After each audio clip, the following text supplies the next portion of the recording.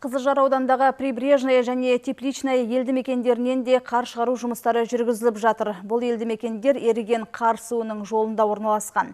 Мәселен, Прибрежная ауылында 4 көшені су басуы мүмкін. Алдын алу жұмыстарына тиісті қаражат бөлінді. Қазіргі уақытта жұмыс қызған. Қала маңындағы Прибрежный ауылынан 1500 текше метр қар шығарылды. Тағы 5000 текше метрін шығару керек. Ауылды тазалауға 4 техника тартылған. Ауыл әкімі Дәурен Рамазановтың айтуынша, ауылдың кейбір көшелерін су басу қаупі бар. Бұл жердің жері су сіңіп кетеді, ондай көп тұрмайды. Мынау ең бізде су басатын 4 көше бар. Енді су келетін болса, 4 көше, аттарымыз Советский, Шаймерденова, Жаңажол, Жастар деген. Сол основной су көшелердің қарлары қазір бірінші рет шығарылып.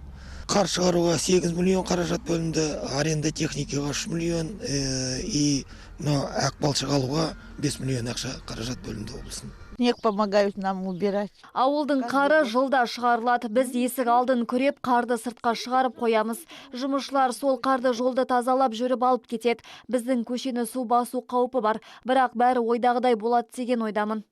Келесі ауыл Тепличный. Ауылда 700-ден аса адам тұрады. 18 көше бар. Бұл елді мекеннен 4000 текше метр қар шығарылған. Әлі 12000 тазалау керек. Аягөз Смағұлова Тепличныйда 2017-ден бері тұрады. Айтуынша, көктемге дайындық қызу жүріп жатыр.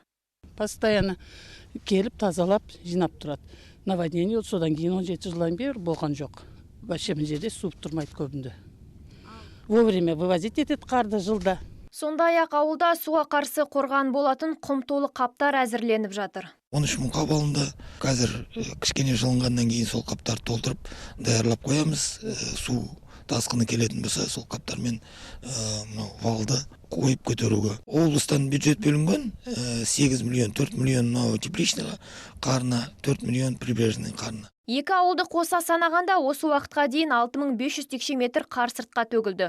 Бұл жұмыс алдағы уақытта да қызу қарқынмен жалғасын табады.